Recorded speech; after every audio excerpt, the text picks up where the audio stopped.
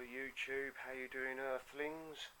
Alright, welcome to part 20 of my bee and sunflower sculpture. And I think there'll only be one more part because I'm pretty much there. But anyway, let me show you how well I've got to so far. Come on, get in the middle, that's it. There's very little light today, so I've had to put the lights on, but it seems to be quite bright.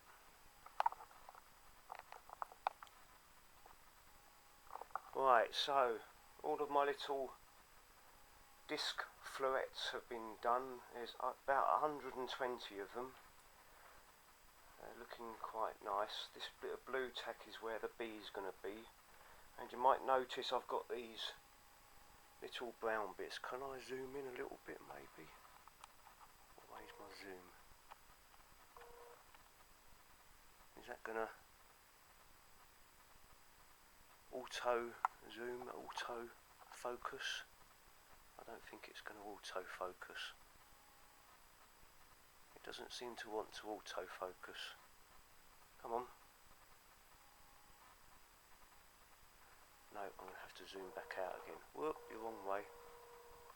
Right, so yeah, the little brown bits with the pollen stuff on the top.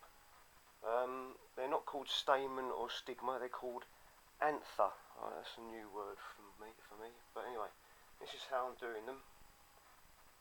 I've got some super glue in here. Well, I did have anyway. It's all gone hard. I'm taking so long setting this up. And now my super glue is going to be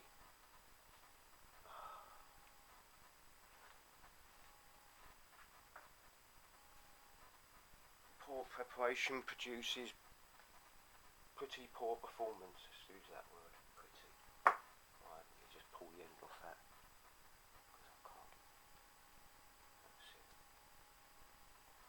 Right, so I've got all these little sticks here of rolled out white Daz clay. I've painted them with some burnt umber acrylic paint, 2 coats to make them nice and dark.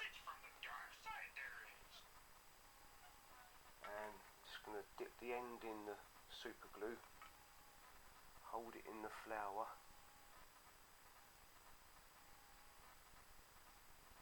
till it goes hard like so. Good girl Daisy, thank you very much. I've got to say thank you to her for bringing me her fluffy mouse, and then I just nip the end off.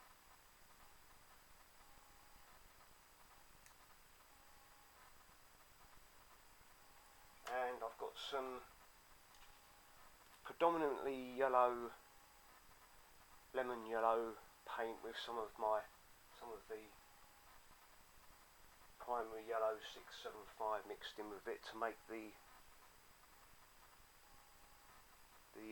pollen. And I've got some dust here, some fine sand dust that I've mixed in with it as well. But it darkens the colour down a little bit, so I'm trying not to put too much on there. And I'll just dab some on the end of the anther, and just sort of building up some thickish layers on it.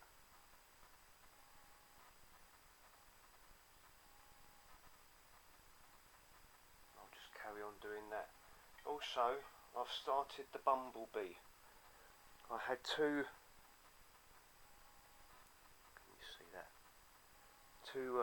lumps of clay.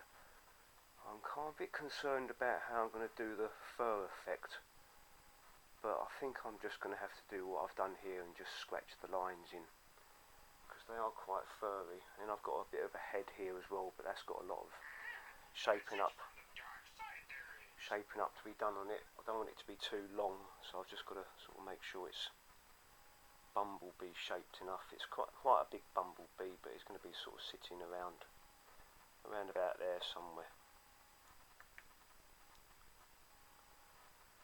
And then I think I'll be done. I've got to do his legs, or its legs. I don't know, all of the Bumblebee workers are males, I think. Are they? Or are they females? I'm not sure. Yeah, probably females.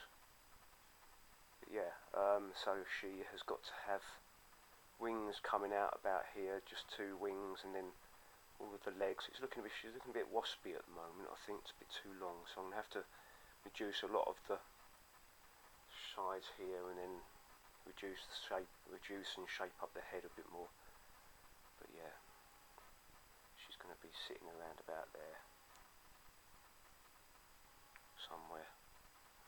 But anyway, I'm just going to carry on doing this, and I'm going to come back when I've got a finished Bumblebee probably placed on there, and shape up the legs out of bits of aluminium armature wire, and then paint them black. But yeah, anyway, I'm going to leave it there. Not really a lot more I can show you at the moment until I've done all of these.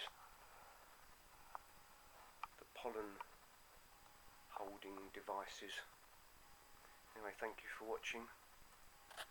Good morning, good afternoon, good evening, and goodbye. Be careful out there. Have a good day and be lucky.